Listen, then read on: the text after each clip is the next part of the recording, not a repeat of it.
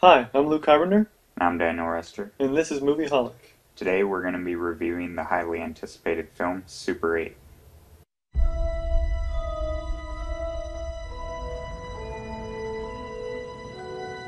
I've got nothing against your friends. I like your friends. Well, things have obviously changed for us. I have to help Charles finish his movie. Be good for you to spend some time with kids who don't run around with cameras and monster makeup. Super 8 is directed by J.J. Abrams, the man who brought us the TV show Lost and who also brought us Mission Impossible 3 and the reboot of Star Trek. The film takes place in 1979 and revolves around Joe Lamb, played by Joel Courtney. It has a strong focus on his relationships with his father, played by Kyle Chandler, who is the local police officer, and his friends, such as Charles, played by Riley Griffiths, Alice, played by Elle Fanning, and Carrie, played by Ryan Lee. The film begins with Joe and his father trying to cope with the recent death of Joe's mother. From there, we fast forward 4 months later to Joe helping out his friend Charles on a zombie film that he's going to enter into a film festival. One night, when Charles and Joe and the other kids are out filming a scene for the film, they witness a train wreck and mysterious events begin to occur. Through Super 8, J.J. Abrams pays homage to early Steven Spielberg films such as Close Encounters of the Third Kind and E.T. the Extraterrestrial. It also has a feel of 50s monster movies and kids dramas such as Stand By Me and The Goonies. While it's a mashup of all of these, to me it feels like old school filmmaking with a kick.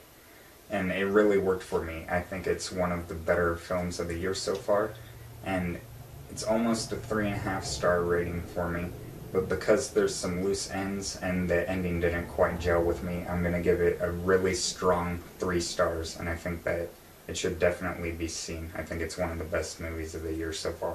I agree with that. It is very good, and like you said, there are lots of loose ends. They just never explain a lot of things, and it's like a jigsaw puzzle that's missing half the pieces. It doesn't really fit. So for me, that's a huge problem. I like things to be explained and make sense. So I'm going to give it 3 stars barely. 3 stars barely? Yes, that is what I said. Super 8 is a good throwback to the whole monster movies, the whole mystery, and you don't really know what it is that's the monster until later in the movie. Yeah, it's like maybe over an hour into the film before you even actually get to fully see what is attacking this town.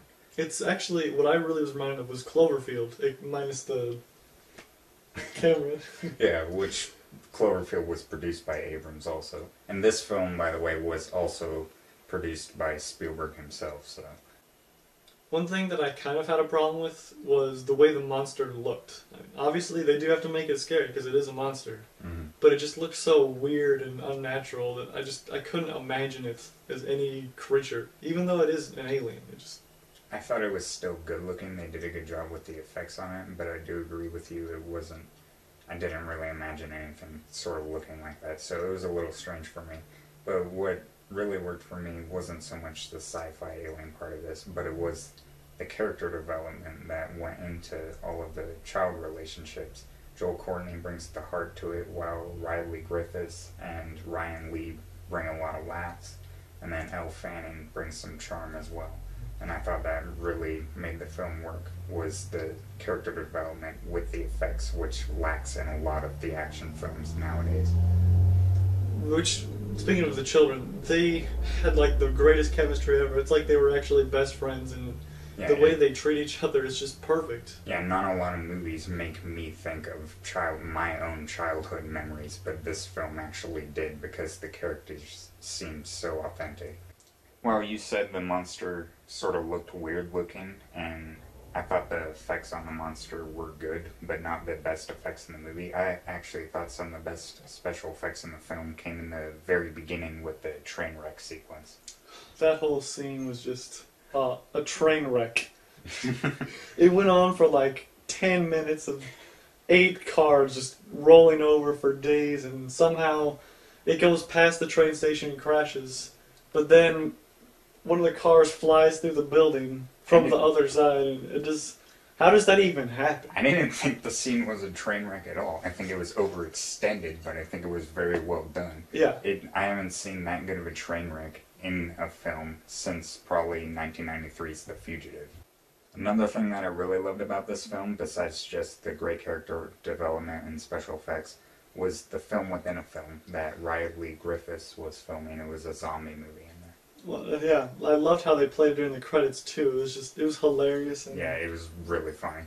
overall, like I said, I'm giving it 3 stars, barely, because there's a lot of things that just aren't explained. But it was surprisingly funny. Like, the kids do use a lot of language that you wouldn't expect children to use. Yeah. But it was really great. Yeah, I thought some good humor in this. So I'm sticking with my 3 stars also, but a lot stronger 3 stars than Luke's. I'm almost giving it a 3.5, but like I said, some loose ends, and the ending I thought was a bit too over-sentimental for me. The ending was just probably one of the worst things of the movie for me. About the last 15 minutes, you're like, oh, is it really going to go this way? You're sort of predicting it, and then it actually does go that way, and you're just like, pfft. But, yeah. But other than that, everything else pretty much worked for me, and I think that it's one of the better films of the year so far. So, go see Super 8, and this is Movieholic.